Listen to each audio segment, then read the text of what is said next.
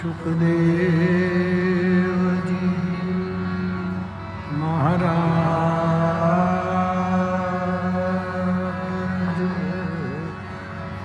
प्रिय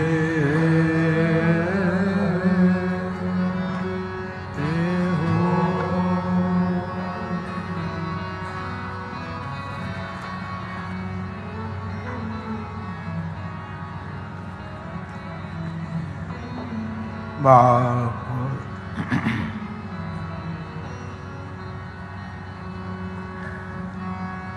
शुक तीर्थ की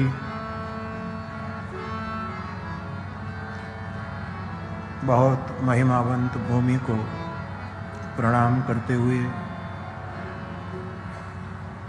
पतित पावनी भागीरथी गंगा को प्रणाम करते हुए, और जिस भूमि पर भागीरथी और भागवत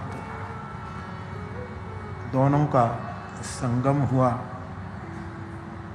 एक में जल यानी पानी प्रवाहित है, दूसरे में अवधूत शिरोमणि सुखदेव जी की वाणी प्रवाहित है। सुखदेव जी के चरणों में प्रणाम करते हुए, व्यासादि महर्षियों को प्रणाम करते हुए, इस शुक तीर्थ में जितने धर्मस्थान हैं, इन धर्मस्थानों में विराजित स्वरूपों को और वहाँ के पूज्य चरण जो जो विराजमान हो, इन सबको भी मैं प्रणाम करता हूँ। विद्वत वृंद को, पंडितों को, विद्वानों को, और जहाँ जहाँ कथा चलती हो वहाँ व्यासपीठ पर विराजित पूजनीय व्यास गणों को भी प्रणाम करता हूँ। कथा में उपस्थित यत्र तत्र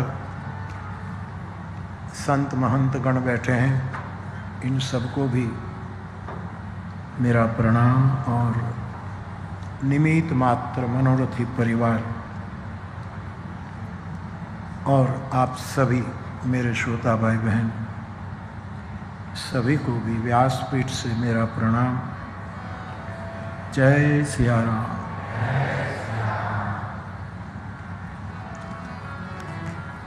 उपनिषद में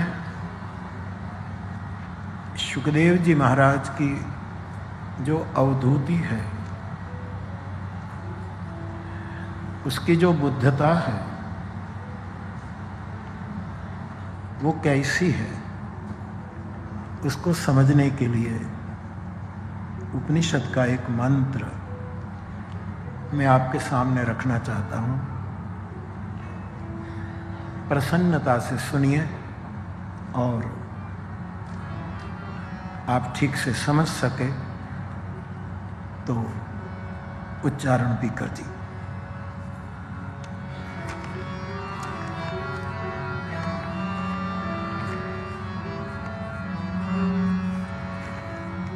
गगन सिद्धांतः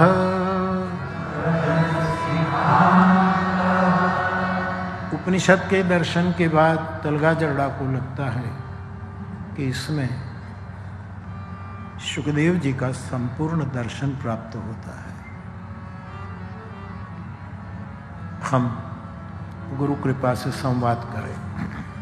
पुनः एक बार मैं बोलूं और आप भी बोलें। गगन सिद्धांतः गगन सिद्धांतः गगन सिद्धांतः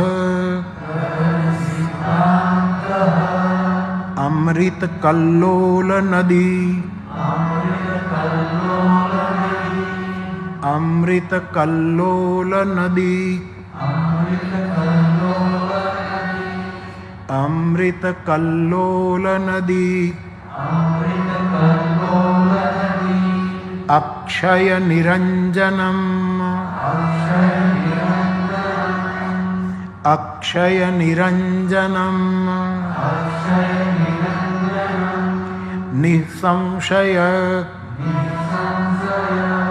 निसंशय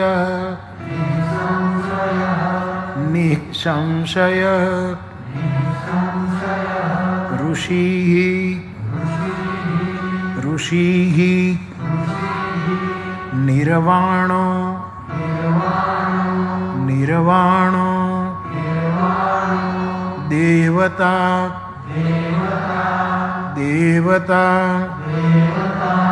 निष्कुल निष्कुल प्रवृत्ति प्रवृत्ति प्रवृत्ति निष्केवलम निष्केवलम ज्ञानम ज्ञानम ऊर्ध्वामनाय ऊर्ध्वामनाय ऊर्ध्वामनाय निरालंब निरालंब पीठ पीठ पीठ उपनिषद में परमहंसों की पहचान के लिए कुछ मंत्र जो आते हैं, इनमें से एक मंत्र जो सुखदेव जी की पहचान के लिए बहुत आवश्यक है।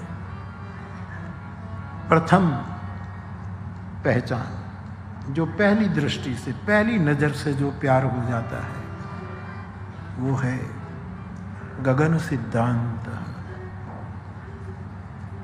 शुक की अवधूति संकीर्ण नहीं है, सीमित नहीं है, आकाश की तरह चौड़ा है। कोई भी बुद्ध पुरुष लोग वो संकीर्ण नहीं हो सकता, उस सीमा में आबद्ध नहीं हो सकता। ये असीम है, आकाश की तरह। सुखदेव जी तो युगों पहले की कथा है, हमें तो ज्यादा उसका दर्शन भागवत जी में हुआ। लेकिन भीष्म दादा को बाणशैया पर जब मिलने जाते हैं सभी ऋषि मुनि, तब सुखदेव जी कहते हैं उस समय मैं भी साथ में था कि जब भीष्म को प्रश्न पूछे गए, इसका मैं एक श्रोता था। इसका मतलब ये बहुत उदार दिल है, विशाल दिल है। एक ऐसा साधु का दर्शन करने हम यहाँ 9 दिन के लिए इकट्ठे हुए हैं, काश उसकी थोड़ी झलक मिल जाए। जो झलक शुक की बोली में गोपियों को प्राप्त हुई थी, काश हमें भी प्राप्त हो। गोपी गीत का एक श्लोक आप सबको याद है।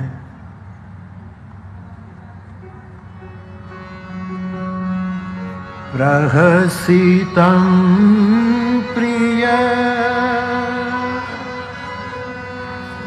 प्रेम वीक्षणम्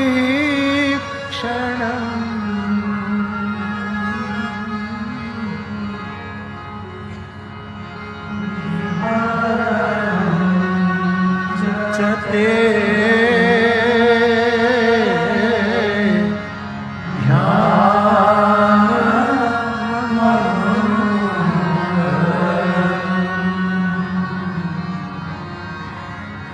रहसि संविदो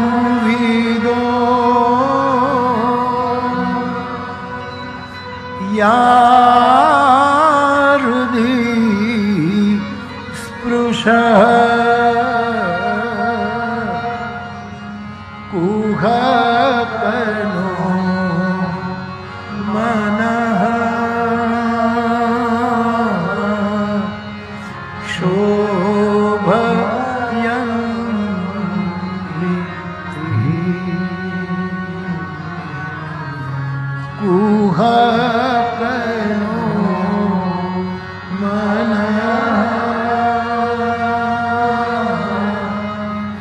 शोभा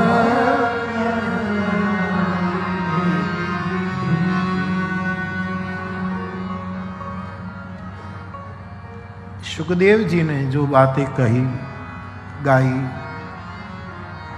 ब्रजांगनाओं के मुख से गवाई,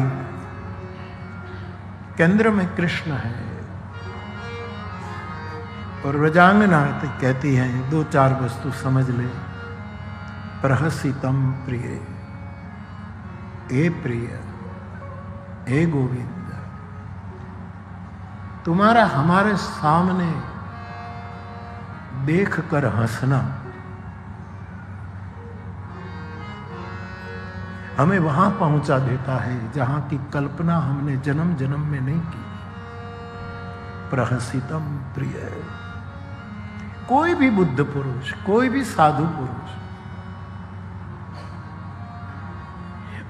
उसका मुस्कुराना प्रहसितम प्रिय प्रिय।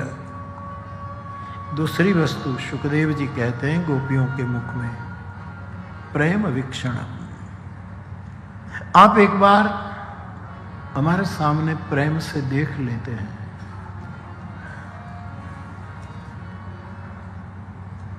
आपने मुस्कुरा दिया, आपने प्रेम से हमें देखा, विहरण अंचते, फिर आपने चल दिया, आप निकल गए। देखा, मुस्कुरा दिया, हंस दिया और चल दिए।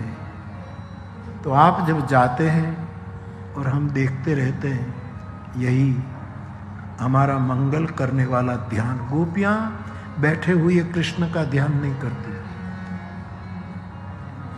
गोपियां विश्वरूप का ध्यान नहीं करती, गोपियां मक्खन चोर का ध्यान नहीं करती, गोपियां अघासुर, बकासुर, प्रलंबासुर, पूतना आदि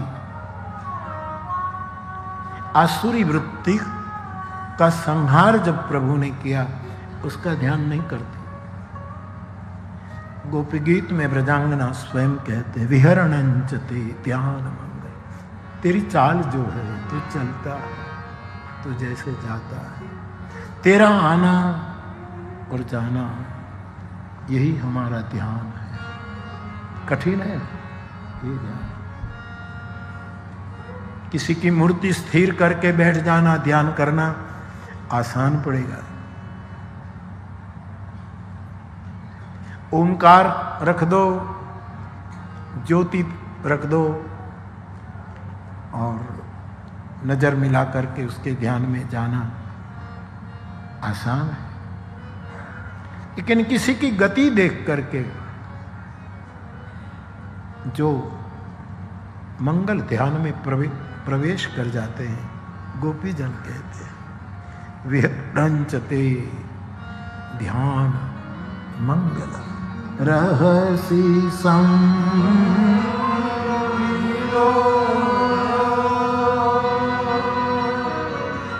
या हृदय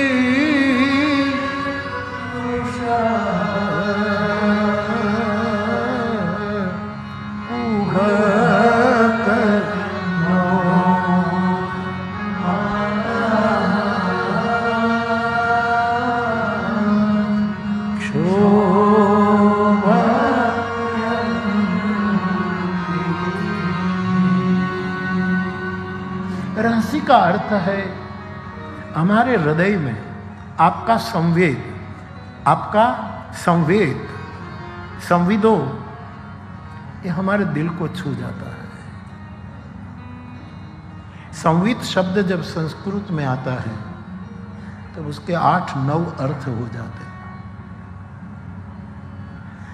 मुझे ये सब गुरु कृपा से मैं आपके सामने पेश कर रहा हूँ जो प्रवाह चलेगा।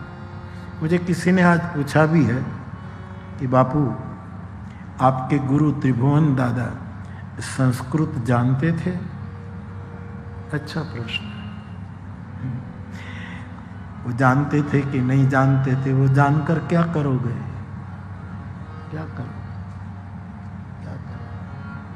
फिर भी आपकी जिज्ञासा को कबूल करता हूं, और इतना ही कहकर कबूल करो कि मेरे प्रभु,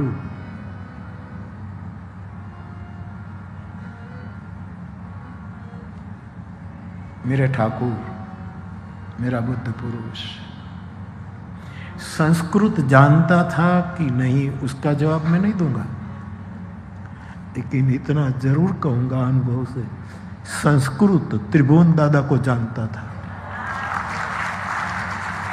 तभी मैं इन अर्थों में जा रहा। मैं बहुत विश्वास के साथ कह सकता हूं कि समाधि भाषा दादा को जानती थी। भाषा कितने प्रकार की होती है? एक तो आधी भाषा होती है, लोग कम शब्दों में बात कह दें, आधी भाषा। जैसे परीक्षा में प्रश्न आता था ना, खाली जगह पूरो, कम शब्दों में जो खाली जगह है उसको भर देनी पड़ती थी। जैसे मानस में आता है, बहुत कम शब्दों में फर्क बोलते हैं, अर्थ अमित अति आखर थोरे। भरत जी बोले उनके शब्दों को गिनो तो बहुत बहुत कम शब्दों में वो बोलते थे, अक्षर, लेकिन अर्थ बहुत निकलते थे। उसको आधी भाषा कहते हैं, शॉर्ट में लोग कहते हैं। जैसे पत्रकारित्व में शॉर्ट हैंड होता है, फटाफट फटाफट ऐसा ऐसा करके फिर पूरा लेख बना लेते हैं, उसको कहते हैं आधी भाषा। कुछ भाषा उपाधि भाषा होती है, चिंता से निकली हुई भाषा। जैसे वाल्मीकि ने क्रौंचवत देखा, एक पारधी ने क्रौंच जुगल विहार में था, उसी समय तीर फेंका और एक चिंता, एक पीड़ा, एक दर्द, एक आह निकल पड़ी वाल्मीकि के मुख से, मां निषाद कह करके, नहीं नहीं नहीं नहीं मत मार। उसको उपाधि भाषा कहते हैं। इस उपाधि भाषा से वाल्मीकि जी समाधि भाषा तक पहुंचे जब नारद ने रामचरित उसको प्रदान किया। तो एक भाषा आधी भाषा जो शॉर्ट में लोग कह दे, टुकमा समझी लो, थोड़ा में गणो जैसे कहते। दूसरी उपाधि भाषा, जगत, विश्व, परिवार, समाज, उसकी परिस्थिति दिन ब दिन विपरीत होती जाए, तब तुलसीदास जी कहते हैं साधु उग्र तो नहीं बनते लेकिन व्यग्र जरूर हो जाते हैं, और उस व्यग्रता से जो बोलेगा उसको उपाधि भाषा कहते हैं। ये तुलसीदास जी का आलेख है, तुलसीदास जी का कहना है। तीसरी भाषा का नाम है, वो व्याधि भाषा है। एक बीमार आदमी जैसे बोले, जिसमें संगति प्राप्त करना मुश्किल, कभी ये बोलेगा, कभी ये बोलेगा, कभी ये बोलेगा, क्योंकि व्याधिग्रस्त है।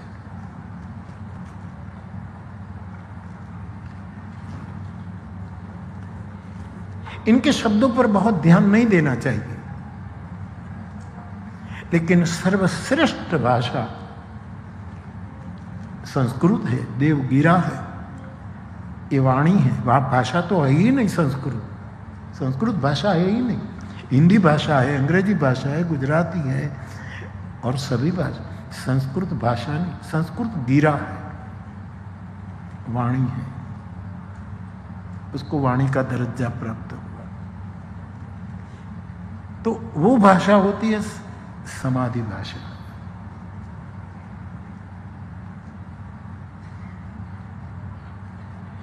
और मैं कल भी कहता था, पालिताना में भी कहता था कि शास्त्र का अर्थ के लिए एक और शास्त्र की जरूरत पड़ती है, क्योंकि शास्त्र समाधि, भागवत जी समाधि भाषा का ग्रंथ है। सुखदेव जी बोले होंगे तो समाधि में ही सब देखते देखते ही बोले होंगे, सभी प्रसंग उनके सामने खड़े हुए होंगे।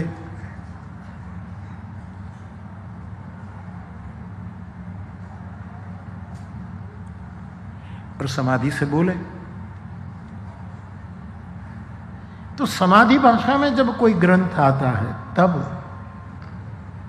संस्कृत जानने वाला उसका विद्वतापूर्ण अर्थ कर सकता है, लेकिन संस्कृत जिस साधु को जानता है वो जो अर्थ करेगा उसकी तुलना में कोई अर्थ नहीं आएगा। इसलिए मैं कहता हूं कि शास्त्र का अर्थ के लिए एक और शास्त्र चाहिए, जिसका मैंने पालिताना में कहा, जिसको संहिता कहते हैं, अथवा तो मैं नाम देना चाहूं बापू तो साधु शास्त्र, साधु संहिता, साधु शास्त्र चाहिए, तभी पता लगता है समाधि भाषा।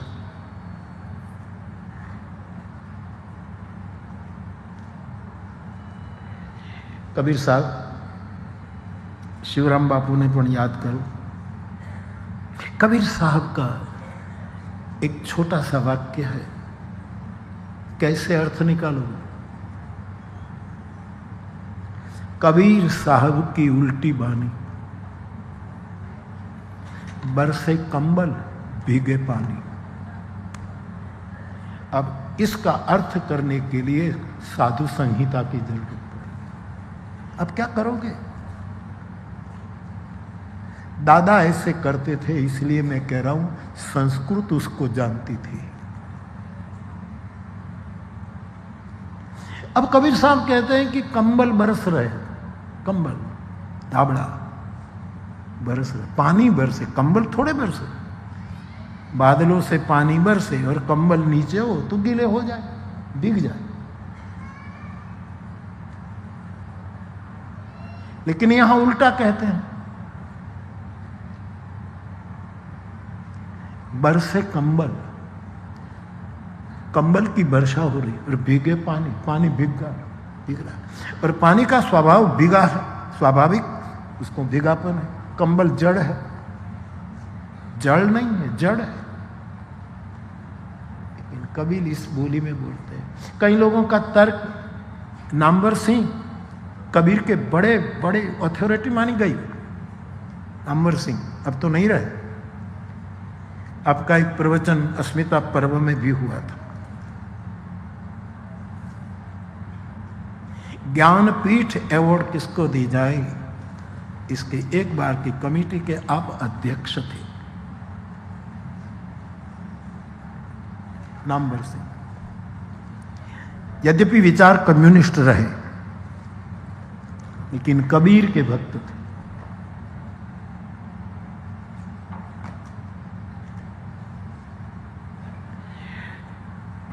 मैं आपसे ये निवेदन करना चाहता हूं कि क्या अर्थ करेंगे इसको, कैसे, इसके लिए चाहिए एक नया शास्त्र, और इस नए शास्त्र का नाम है साधु संहिता। बरसे कंबल भीगे पानी।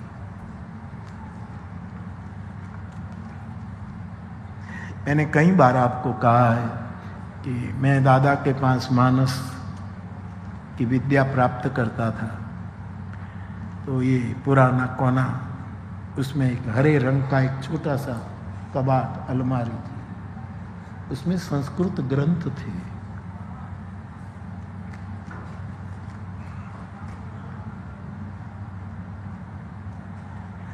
दादा इस संस्कृत ग्रंथ को जानते थे नहीं, संस्कृत ग्रंथ दादा को जानते थे।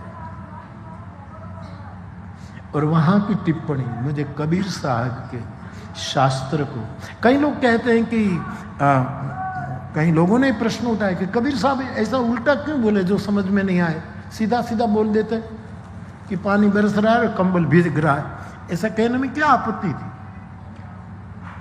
ऐसा बोल सकते हैं। साधु सबका बाप है, साधु का कोई बाप नहीं। हम कबीर पर दबाव नहीं डाल सकते कि आप ऐसे बोलो, वो उनकी मौज है, उसको बोले। वैसे शास्त्र की बातें करने वाले समाधि भाषा में बोलते हैं, उसको हम कुछ नहीं कह सकते कि आप ऐसे बोलो ऐसे बोलो।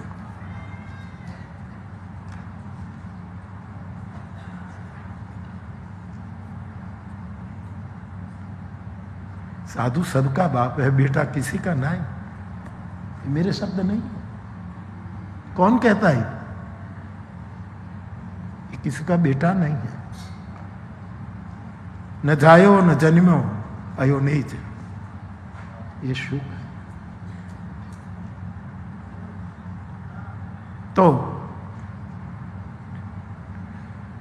कंबल बरसे, धाबड़ा बरसे, पानी भीगे कबीर।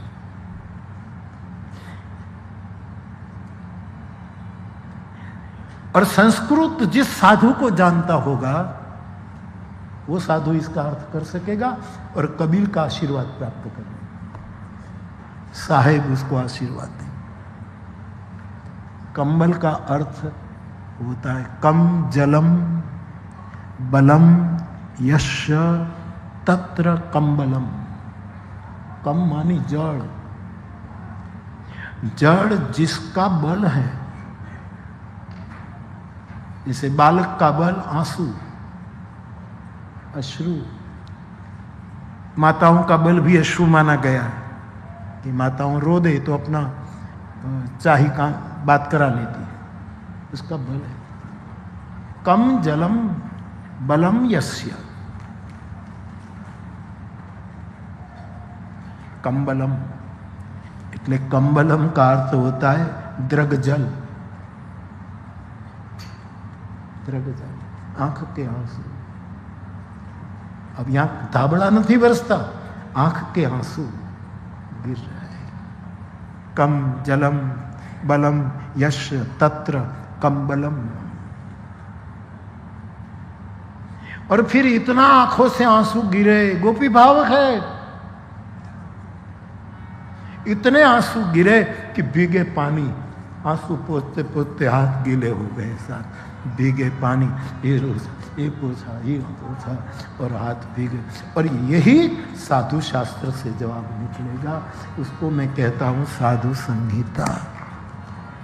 तो दादा संस्कृत जानते थे कि नहीं, ये मत पूछो, इससे आपको कोई फायदा बैदा नहीं होगा।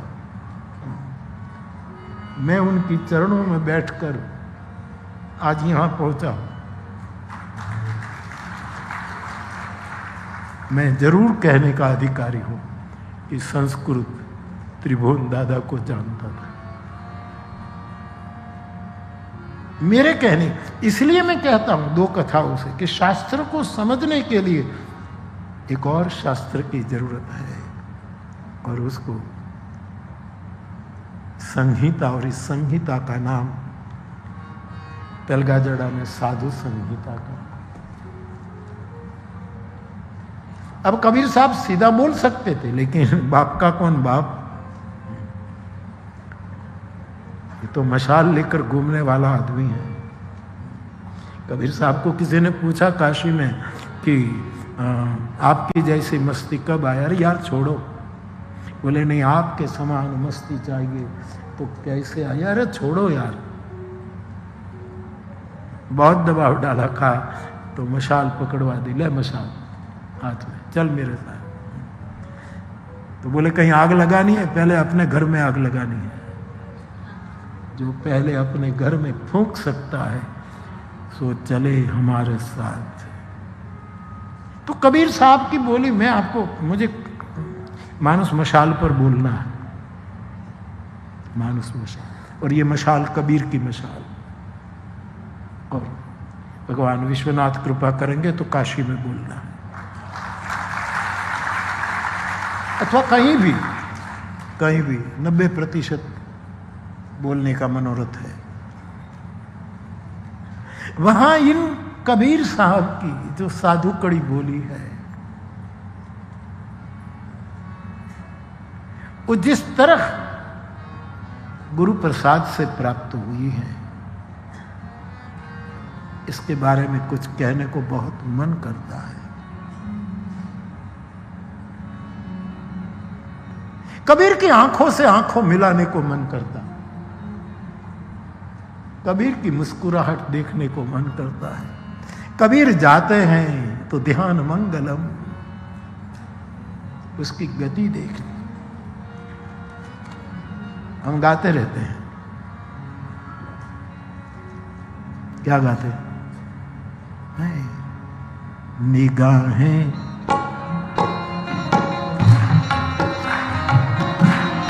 साहेब साहेब साहेब, निगाह मिलानी है। निगाह है तो किसी साधु से मिलाइएगा जहां धोखा न हो, जहां विकार न हो, जहां प्रपंच न हो, जहां फरेब न हो।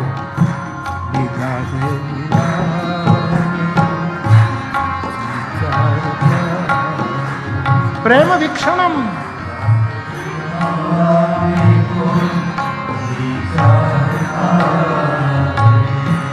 निगाहें मिलाने को जी चाहता है,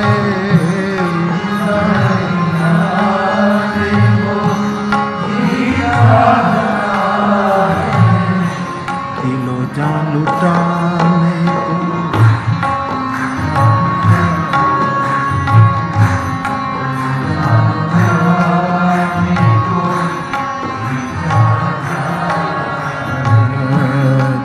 जान लुटाने को चाहता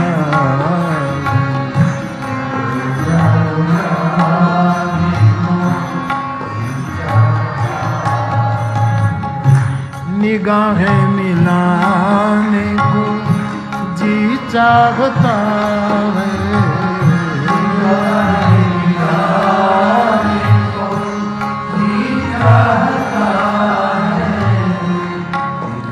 लुटाने लुटाने को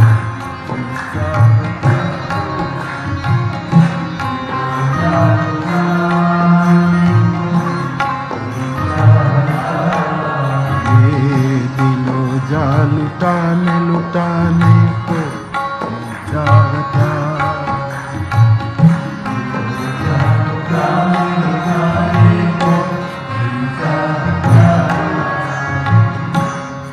कबीर की चाल देखो,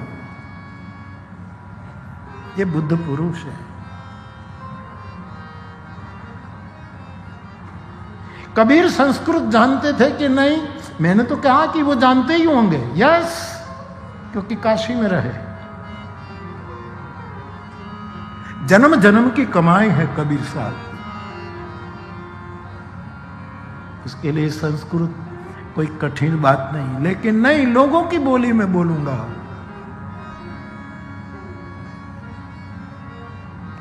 कोई न सुने तो कम से कम साधु तो सुनेंगे।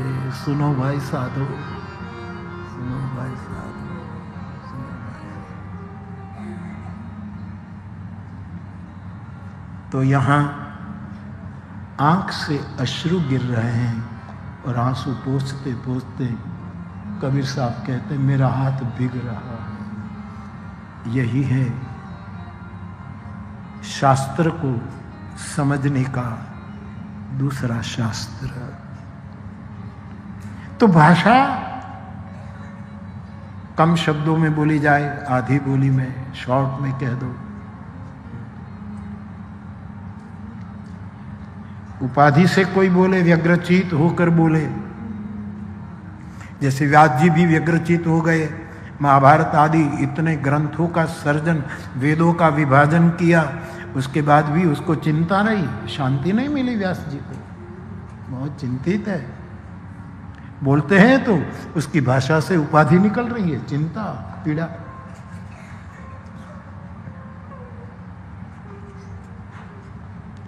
ये तो नारद जी ने कहा कि महाभारत का केंद्र कृष्ण है, जानता हूं, लेकिन आपने कृष्ण को और रूप में प्रस्तुत किया।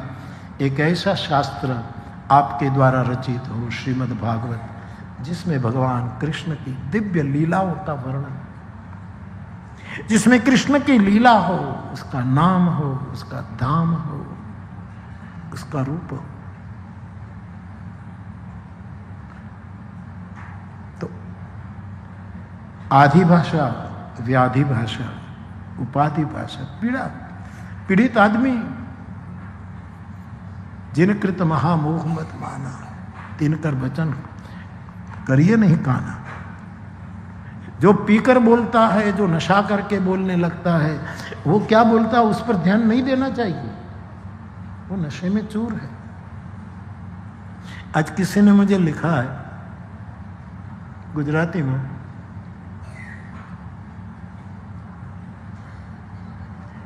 एक बहन एक दूसरी बहन को कहती है, मेरा पति कलेक्टर कचेरी में पीए है, मारो पति मारो घरवाळो कलेक्टर कचेरीમાં પીએ છે, સેક્રેટરી છે પીએ છે, એટલે બીજી કીધું અમારે તો ઘરમાં જ પીવે છે कलेक्टर, वो पीने की बात। अब जो पीकर बात करता है उसका मन पर नहीं लेना चाहिए। तो नामवर सिंह में संदर्भ इसीलिए बोल गया कि आपने भी ये प्रश्न उठाया था, बड़े स्कॉलर थे कबीर पर। ऐसे बंगाल में जाओ, क्षिति मोहन सेन, सब अथॉरिटी मानी गई साहित्य जगत की कबीर पर।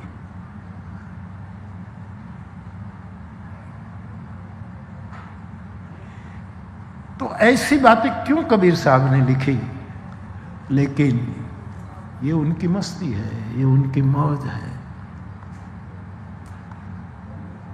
बरसे कंबल भीगे पानी, ऐसे तो कई बातें कबीर साहब की खुलती है। जिसको संस्कृत जानती है ऐसे साधु पुरुषों से खुलती। तो मेरे कहने का मतलब,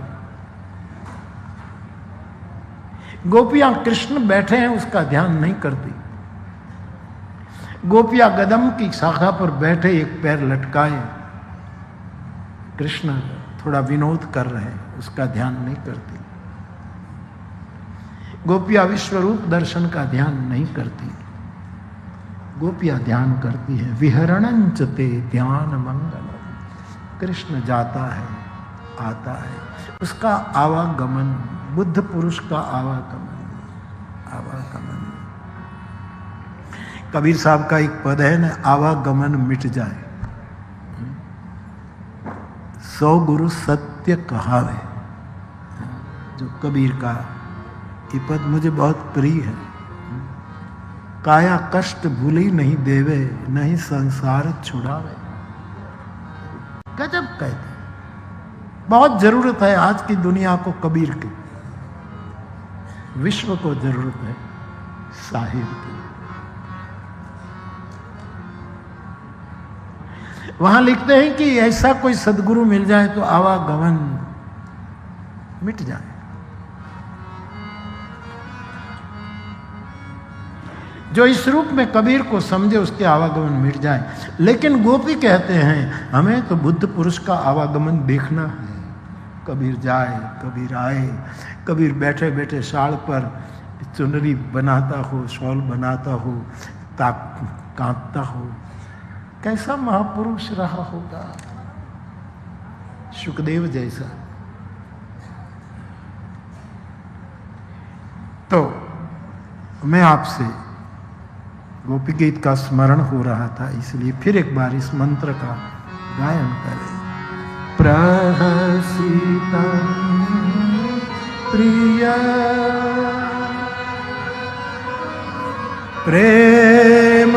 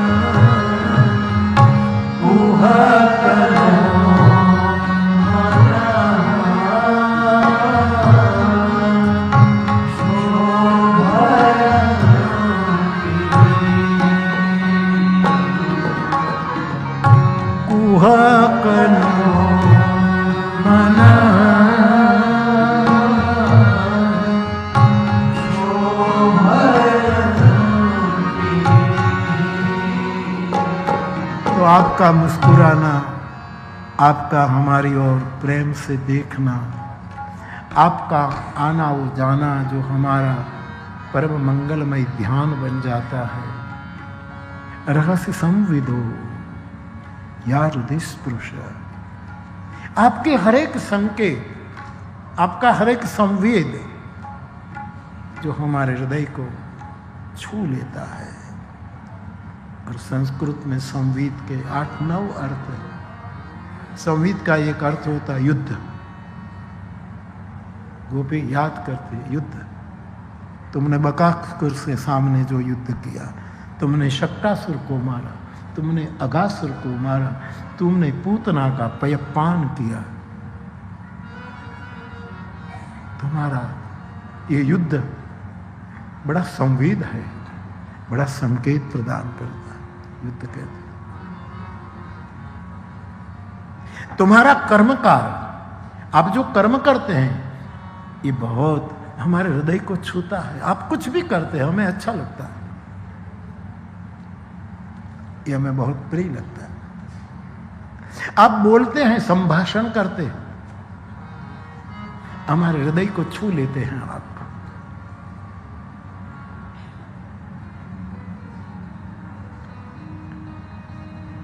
आपका विज्ञान, जिस रूप में आप बात प्रस्तुत करते हैं प्रमाण के साथ, आपका विज्ञान हमें हृदय में स्पर्श करता है। मधुरिया गिरा बल्कु वाक्य, या आप जो बोलते हैं हम शब्द पर मर जाते हैं।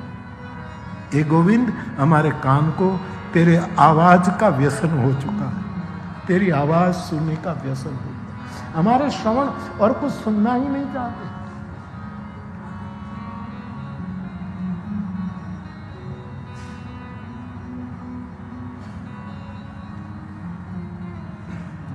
ये हमारे हृदय को छूता है। लेकिन यहां जो शब्द है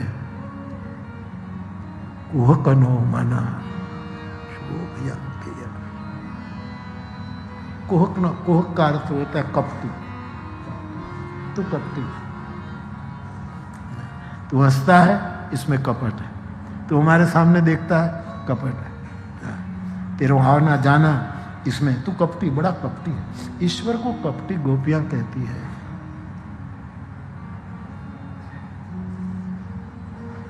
परमात्मा को प्रेम करने वाला कभी परमात्मा को कपटी नहीं कह सकता। कपटी कुटिल मोही प्रभु जानी, भरत प्रेमी है, खुद को कपटी कहते हैं, ईश्वर को कपटी नहीं कहा। भगवान ने मुझे कपटी कुटिल समझा इसलिए संग नहीं लिया, भरत जी का निवेदन है मानस में। यहां गोपियां इतनी प्रेम मूर्ति है, इसमें गोप वृंद में शिरोमणि राधिका जी हैं जो प्रेम का विग्रह है, वो कुहक का है।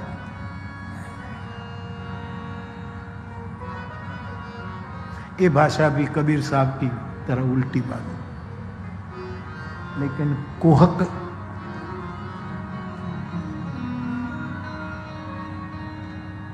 कपटी, इसका अर्थ संस्कृत ने जिस साधुओं को जाना है ऐसे साधु ने किया है। तेरे सामने देखते हैं, तेरी मुस्कुराहट देखते हैं, तेरा प्रेम वीक्षण देखते हैं, तेरा आवागमन देखते हैं, हमारे हृदय को तू छूता है तो हमारा कपट छूट जाता है। कुहकनो,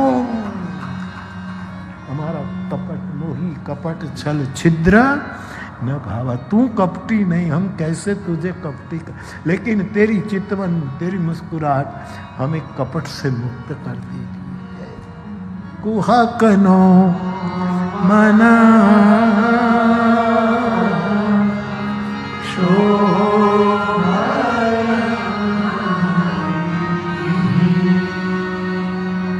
भागवत जी के भाष्यों के बारे में, भागवत तो मेरा कोई विषय नहीं, विश्वास जरूर है, विषय नहीं, मेरा विश्वास से भागवत जरूर, इसमें तो कोई दो राय नहीं, क्योंकि हम कृष्ण परंपरा के हैं, हम रास रासेश्वर की परंपरा के हैं, इसलिए ये विश्वास है।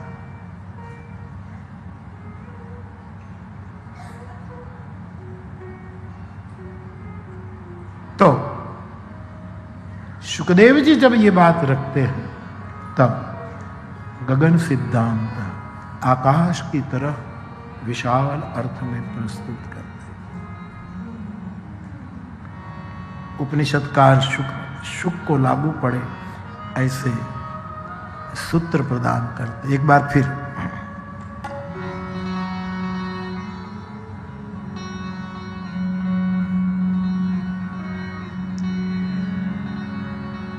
गगन सिद्धांत गगन सिद्धांत। तो सुखदेव को मैं कबीर की तरफ देखता हूं, विशाल दृष्टिकोण, विशाल दृष्टिकोण। मन तो बहुत करता है कबीर पर बोले, साहिब की आरती करे। देखो मनोरथ करते हैं, कभी योग बना तो ठीक है, वरना कबीर साहब जाने।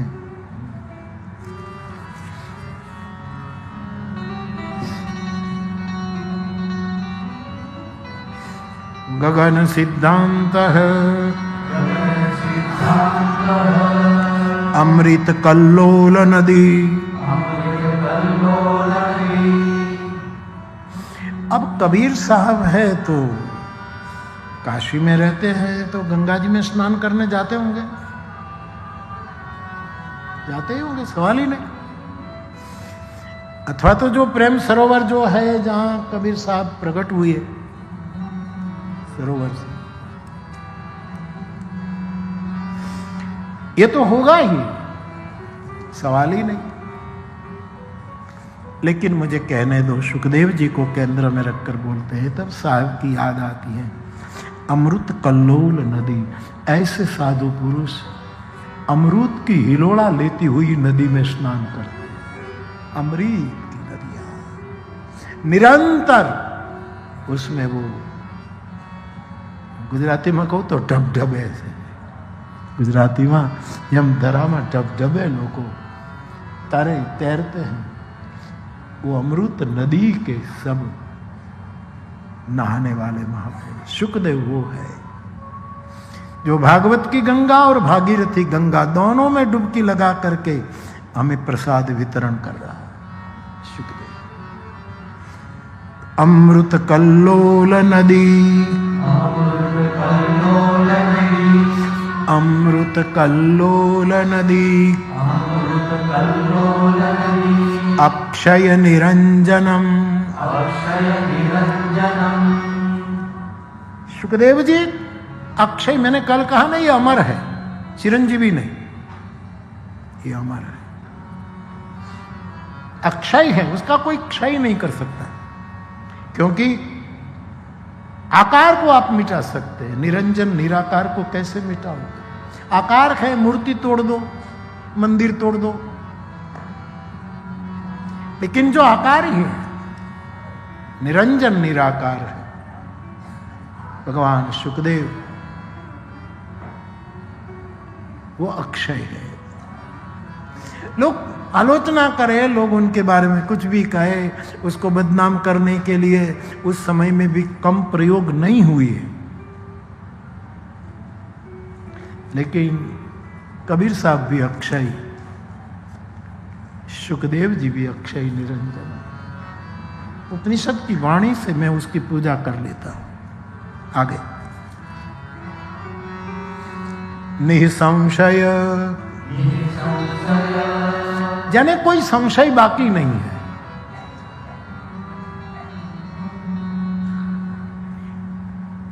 मूर्तिमंत श्रद्धा है, मूर्तिमंत विश्वास है, मूर्तिमंत भरोसा है, जिसको कोई संशय नहीं है। गरुड़ का तो गयो मोर संदेह सुनेऊ सकल रघुपति चर, संशय लेकर आया फिर संशय गया। पार्वती संशय लेकर आई, कथा सुनी, फिर संशय गया। भरद्वाज जी गूढ़ चरित्र सुनने के लिए संशय पैदा करते हैं, लेकिन फिर वो ठीक हो गया। यहां तो संशय ही नहीं है।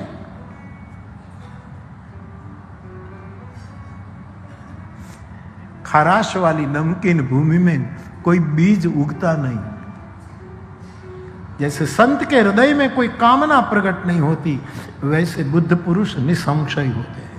कोई संदेह है, दो टुक जो है ये है, मानो ठीक, न मानो कोई बात नहीं।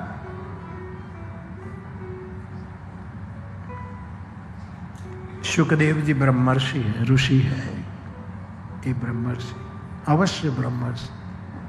16 साल की उम्र से जब यहां भागवत कथा करने आए, 16 साल की उम्र।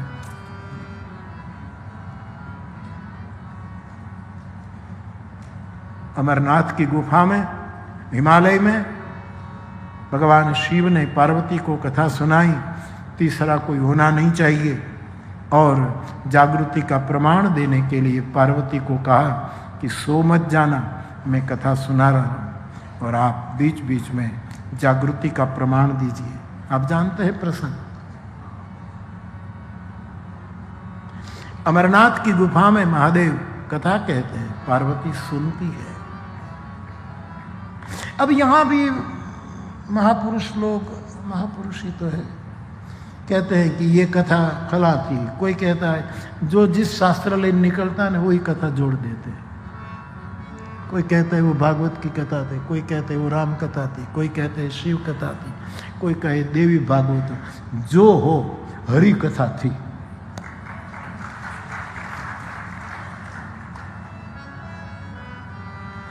ये काल शास्त्रार्थ करने का नहीं है, शास्त्र का सार समझकर एक जगह बैठने का है। इसका शास्त्रार्थ क्या करे, इसका कबीर साहब ने कैसे कह दिया कि भाई तू खोजी है तो एक पल की तलाश में तू पा जाएगा, क्योंकि परमात्मा ने कहा मैं तो हूं विश्वास में, बैठ जा एक जगह, शांति से बैठ जा, वो हापो छोड़।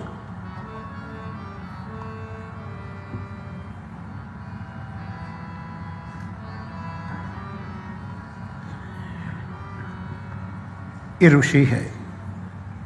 जैसे भगवान शंकर रुद्राष्टक में निर्वाण रूप है, वैसे सुखदेव जी निर्वाण देवता है। सुखदेव जी ये निर्वाण के देवता है। अलक्ष्य लिंगम निजलाभ तुष्टो व्रत बाले रवधूत वेश। स्त्रियां पीछे पीछे दौड़ती है, बच्चे दौड़ते हैं।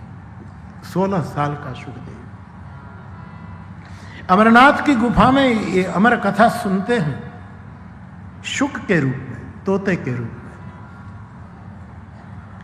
और वहां तीसरे की मना थी, और पार्वती को कहा था कि जागृति का प्रमाण देते रहना, ये अमर कथा है।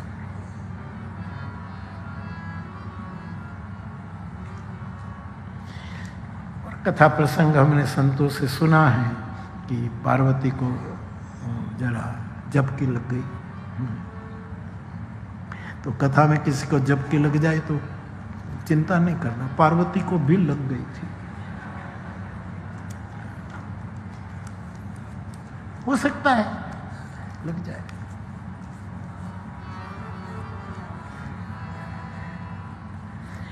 और भगवान शंकर बोले जा रहे हैं अमर कथा, लेकिन जागृति का प्रमाण नहीं बोलता। जैसे देहातों में कथा होती थी ना, बीच बीच में लोग हरे हरे हरे हरे हरे हरे, उसी समय तोते के रूप में ये शुक चेतना वहां जागृति का प्रमाण देती है। हरे हरे बोलिए बोलिए। और शंकर भगवान को आका कि तीसरा कौन आ गया, ये कौन आप? और फिर कहते हैं 12 साल तक शुक व्यास के घर में माता की कुफ में पधारे। ये चेतना वहां से शुक, ये तोते का रूप, उसकी भी मैं चर्चा करूंगा आपके सामने, क्योंकि शुक तीर्थ में हम बोल रहे थे। ये तोते का रूप क्यों धारण किया है?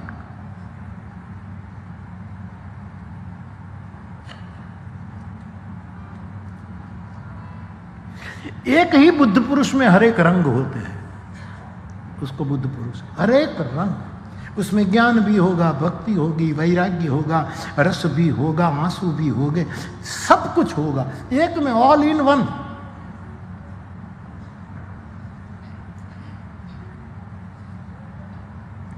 ब्लैक रंग साधुशाही में, काला रंग ये उदासीन रंग है। उदासीन व्यक्ति लोग काले रंग के कपड़े पहनते। ये काली कमली वाले जो हमारे साधु संत, ये सब उदासीन होते हैं, काले कपड़े कि जिसमें और कोई दाग न लगे, काला रंग, ये उदासीन रंग है। काला रंग उदासीन। अब तो कोई नहीं पूछता, लेकिन शुरुआत में कई लोग मुझे कि धर्म जगत में तो लोग केसरी शाल रखते हैं और रंगते, आप काला तो अपशुकन माने, काला रंग की शाल क्यों रखते? ऐसे भी प्रश्न मेरे सामने बहुत आए, कुछ बाकी ही नहीं रहा मेरे सामने आने में, सब सामने आए। नितिन भाई सन्मुख कोई नहीं है, आना चाहिए था सन्मुख। सन्मुख हो ही जीव मोहि जब ही, तो जन्म कोटि अग नासई तभी। सामने मोर्चा।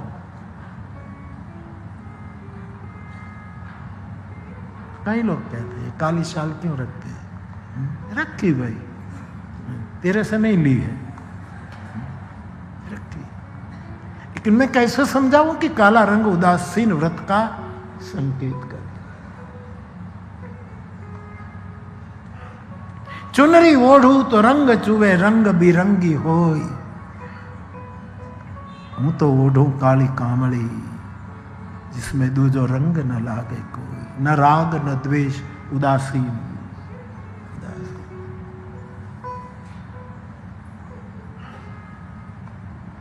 तो काला रंग उदासीनता का प्रतीक है।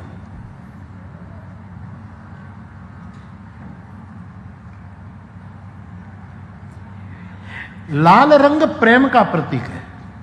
लाल रंग, वैलेंटाइन डे होता है नहीं, सब लाल रंग का गुलाब सबको देते हैं, ये प्रेम का प्रतीक माना गया। लाल रंग क्रोध का भी माना गया है, लेकिन ज्यादातर प्रेम जगत में लाल रंग।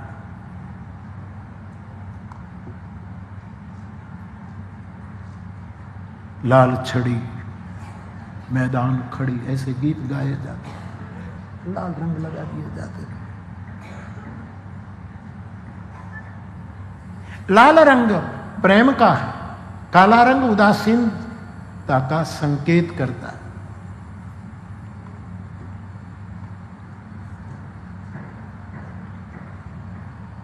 हरा रंग साधु का है, पूरे विश्व को हरा भरा देखना चाहता है, पूरा जगत हरा भरा। ये हरा। सुखदेव तोता क्यों है?